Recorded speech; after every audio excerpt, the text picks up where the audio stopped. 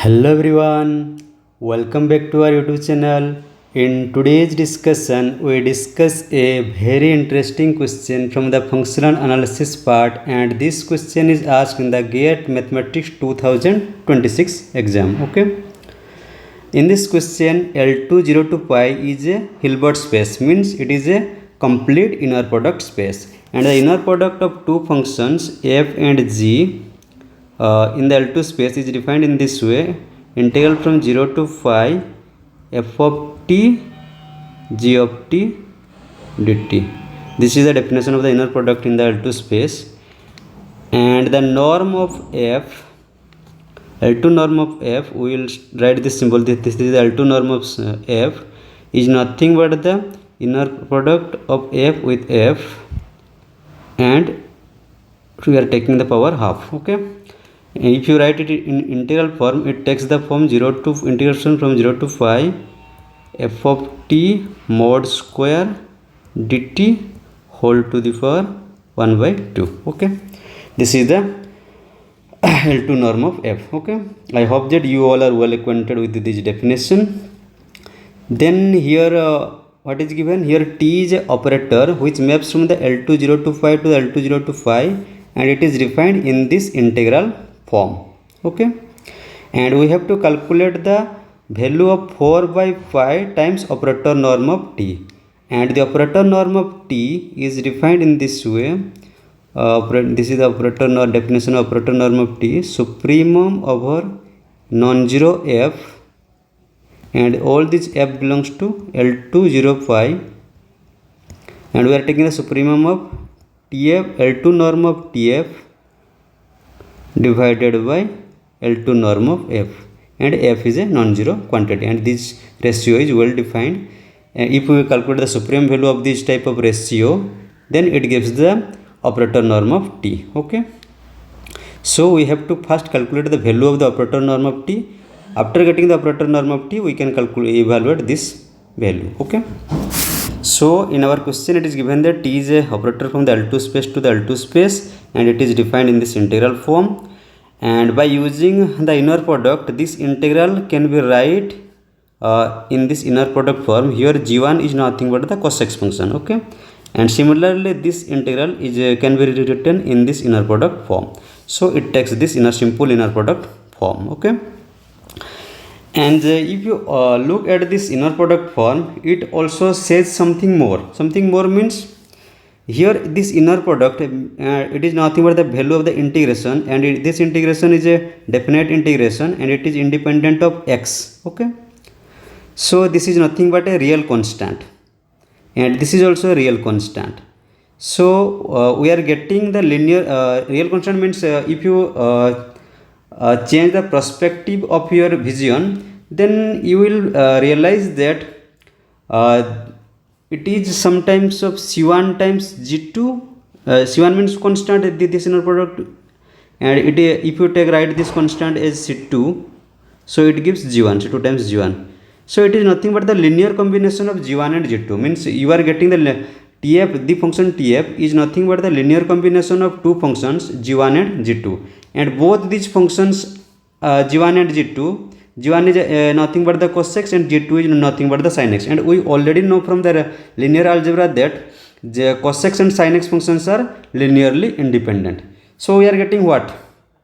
We are getting that TF function is the linear combination of two functions, and that two functions G1 and G2 are linearly independent. So therefore what can you say about the range of T? Range of T is nothing but the two-dimensional vector space. Okay, one can expect, means the rank of T, dimension of the range space is called what? Rank of T is equal to 2. So therefore T is a rank 2 operator. It is a rank 2 operator.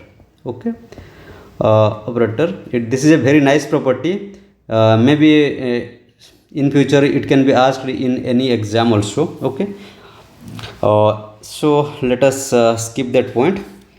Come back to our main point.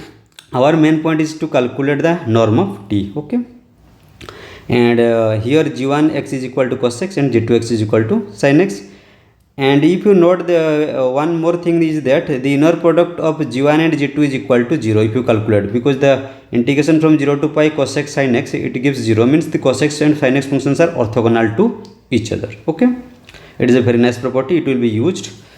Now let us move to calculate the, our target is to calculate the operator norm of t. This one, operator norm of t contains the supremum of tf, L2 norm of tf, as here supremum, and f is non-zero, divided by L2 norm of f. So we have initially, first we are calculating the numerator value. So to calculate the numerator value, we start from this L2 norm of tf square. So it gives the inner product of tf with inner product of tf. Okay, then we will by using 1, we will put the value of tf is equal to this one and value of tf is equal to this one.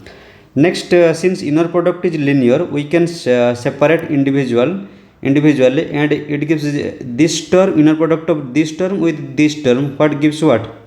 It will gives g2 norm square times if we, this is a constant, these two constant come out, so it gives also this constant square, and this g2 inner product with g2 is equal to g2 norm square. Then we will take the inner product of this with this, and it is equal to 0. Why? Because the g1 and g2 are orthogonal, so g2 function with the g1 inner product will gives 0. Similarly, this inner product with this will be 0. Then we will take inner product of this function with the last function, then we will get this quantity. Okay, in the next step, we will in the first term, we will multiply and divide g1 norm square. If here we are multiplying g1 norm square and we are dividing also g1 norm square, and that divided value comes to here, so it gives nothing but the g1 norm. Okay, g1 upon g1 norm, and we are calling this function to h1, we are renaming it this function. Similarly, if you do the same thing here, if you multiply g2 norm square, to balance it you have to also divide g2 norm here. Okay, then it will balance, because when it comes out it will be the g2 norm 1 by g2 norm square, and it will cancel to gives the same thing. Okay, and we call the g2 divided by g2 norm is equal to h2. So hi is defined in this form, hi is equal to gi divided by norm of L2 norm of gi, where I varies from 1 to 2, and clearly the norm of hi is 1, and since the g1 and g2 are orthogonal to each other, therefore h1 and h2 will also be orthogonal to each other. Therefore this set h1 comma h2 is a orthonormal set. What set? Orthonormal set. Orthonormal set. Okay, so we will reach to this step, and here this quantity and this quantity are same, so one can take common this quantity, then it will take this form. Okay, and it is a very nice form, and this form is mainly comes in the Bessel's inequality. Okay, here it is the definition of the Bessel's inequality theorem. If V is a Hilbert space and S is a orthonormal set which contains the elements V1 from n, V1, V2, Vn, and S is a orthonormal subset of V, then this inequality holds. Okay, here in our problem V is equal to L2 0 to pi, and S is the set this one H1 H2. S is equal to H1 comma H2, H1 comma H2, and clearly it is an orthonormal set, and our X is equal to F.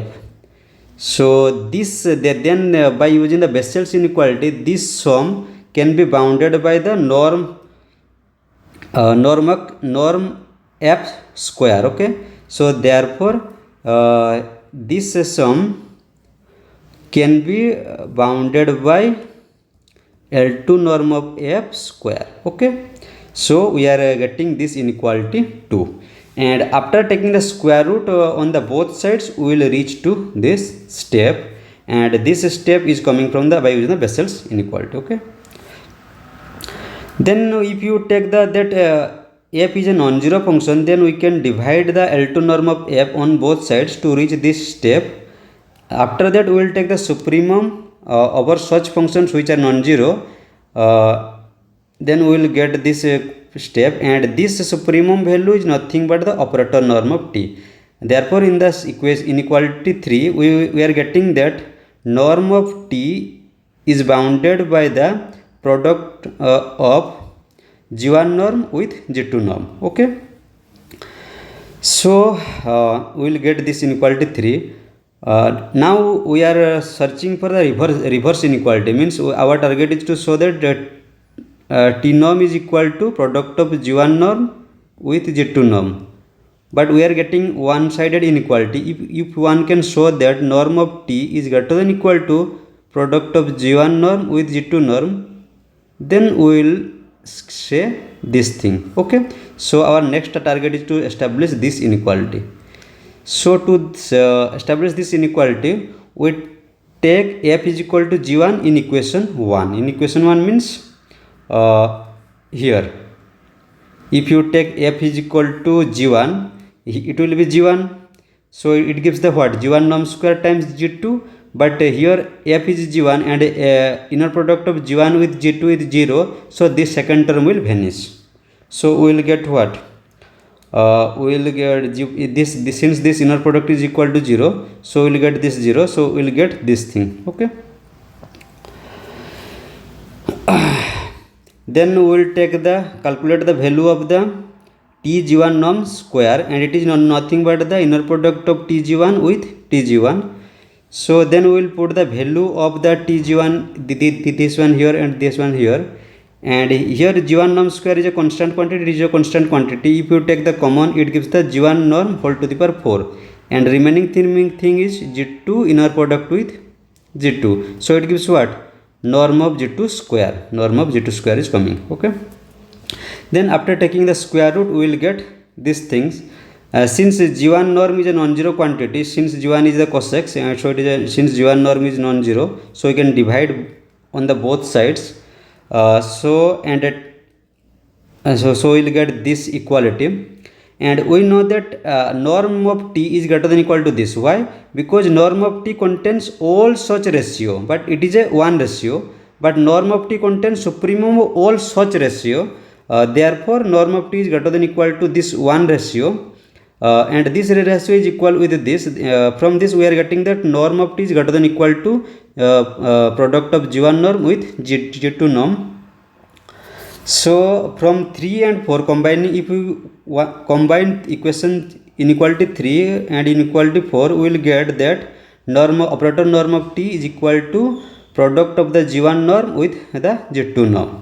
So we establish these things. So in our next, but we know that g1 is what function? I have already told g1x is cos x and g2x is sin x. So if we calculate the value of g1 norm and g2 norm, then we can simply calculate the value of norm of t. And if you calculate since g1 is equal to cos x and g1 norm square gives what, cos x square x dx, so it gives pi by 2, and g2 norm square gives pi by 2 also. Okay, these are the simple integration, you can calculate it easily. So using 6 and 7 we are getting what, norm of t is equal to g1 norm, and g1 norm is nothing but the square root of pi by 2, because it is the g1 norm square. So and g1 norms gives square root of pi by 2, and g2 norms also gives the same square root of pi by 2, so it gives pi by 2, product gives the pi by 2. But in our question we have to calculate 4 by pi times norm of t, and norm of t is equal to pi by 2. So 4 by pi times norm of t, and norm of t is equal to pi by 2. If we put these things, this thing cancel and it gives 2, so value is coming 2. So the answer we are getting is equal to 2. This is the correct answer. At the end I will also prefer to give some exercise question. In our problem the question was our t is a rank 2 operator, but now I am giving an exercise question. It is a rank 1 operator.